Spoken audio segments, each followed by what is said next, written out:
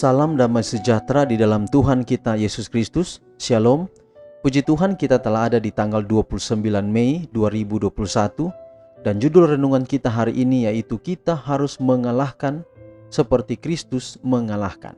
Sebelumnya mari kita berdoa. Bapa di surga, terima kasih untuk kasih-Mu, untuk kebaikan-Mu, dan khususnya untuk firman-Mu yang adalah roti hidup hari ini. Biarlah dapat menjadi berkat dalam kehidupan kami. Dalam nama Yesus kami telah berdoa. Amin. Sekali lagi saudara, judul renungan kita hari ini adalah kita harus mengalahkan seperti Kristus mengalahkan. Yohanes 16 ayat 33, semuanya itu kukatakan kepadamu, supaya kamu beroleh damai sejahtera dalam aku. Dalam dunia kamu menderita penganiayaan, tetapi kuatkanlah hatimu, aku telah mengalahkan dunia. Setan melakukan serangan yang lebih kuat kepada Kristus daripada yang akan diberikan ke atas kita. Taruhannya besar. Kalau bukan Kristus, maka dialah yang menang. Jika Kristus bertahan terhadap godaannya yang paling dahsyat dan setan tidak berhasil membawa dia ke dalam dosa, maka ia tahu bahwa ia akan kehilangan kekuatannya dan akhirnya akan dihukum dengan kehancuran kekal. Oleh sebab itu, setan bekerja dengan kekuatan besar untuk menuntun Kristus melakukan tindakan yang salah, karena dengan begitu ia akan mendapat keuntungan atasnya. Engkau tidak akan pernah digoda dengan cara kejam dan licik seperti yang diterima juru selamat kita. Setan berada di jalannya setiap saat. Akankah manusia berpegang pada kuasa ilahi dan dengan ketekunan dan tekad menolak setan, sebagaimana Kristus memberi contoh saat melawan musuh di padang gurun? Allah tidak bisa menyelamatkan manusia dari kekuatan licik setan jika manusia tidak menghendakinya.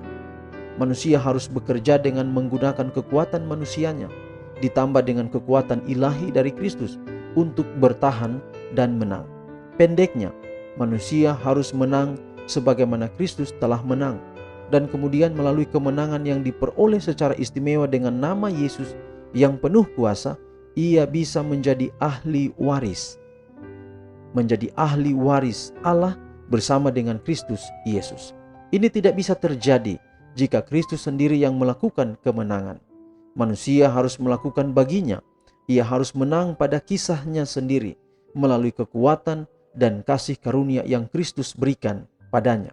Manusia harus menjadi rekan kerja bersama Kristus dan usaha mengalahkan. Kemudian ia akan mengambil bagian bersama Kristus dalam kemuliaannya. Juru selamat menang untuk memperlihatkan kepada manusia bagaimana dia bisa menang. Semua godaan setan Kristus hadapi dengan firman Allah. Dengan percaya pada janji Allah, maka ia menerima kekuatan untuk menuruti perintah Allah, dan sang penggoda pun tidak mendapatkan keuntungan. Luar biasa saudara, kita bisa menang.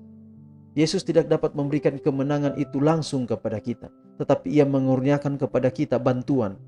Dia mengurniakan kepada kita kekuatan untuk kita menang bersama dia. Yesus tidak bisa berkata bahwa kemenangan yang diraih Yesus adalah merupakan kemenangan kita, tetapi di pihak kita, kita harus ada upaya, ada usaha. Usaha itu tidak mengandung presentasi kemenangan kita, tetapi itu adalah merupakan bukti iman kita melakukan sesuatu. Dan dengan bantuan Kristus kita akan bertahan dan menang. Saudara, luar biasa, ada kalimat di sini. Pendeknya, manusia harus menang sebagaimana Kristus telah menang. Kalau Yesus pernah menang, maka mari kita berkeyakinan apapun pencobaan kita hadapi, kita selalu akan menang. Bukan dengan kita sendiri, tetapi selalu dengan Tuhan. Kuncinya adalah kita harus selalu setia pada firman Allah. Banyak orang berkata bahwa dia percaya pada Alkitab, tapi dia tidak mau melakukan seluruh firman Tuhan itu. Banyak hal dari firman Tuhan yang kita abaikan. Itulah sebabnya selalu ketika kita belajar firman Tuhan, baiklah kita bertumbuh di dalam mengenal Yesus melalui firman Tuhan. Inilah menjadi doa dan harapan kita hari ini. Amin. Mari kita berdoa. Tuhan, terima kasih untuk firman-Mu hari ini. Kiranya kami selalu menang, karena kemenangan sudah ada di pihak Yesus, dan Yesus membantu kami untuk memiliki kemenangan yang sama. Ajar kami hari ini Tuhan, untuk selalu bergantung pada firman-Mu dan pada apa yang Tuhan kehendaki rencanakan dalam hidup kami. Pimpin kami hari ini Tuhan, terpujilah nama-Mu Dalam nama Yesus kami telah berdoa. Amin. Demikian renungan kita hari ini. Saudara, Tuhan memberkati kita semua. Shalom.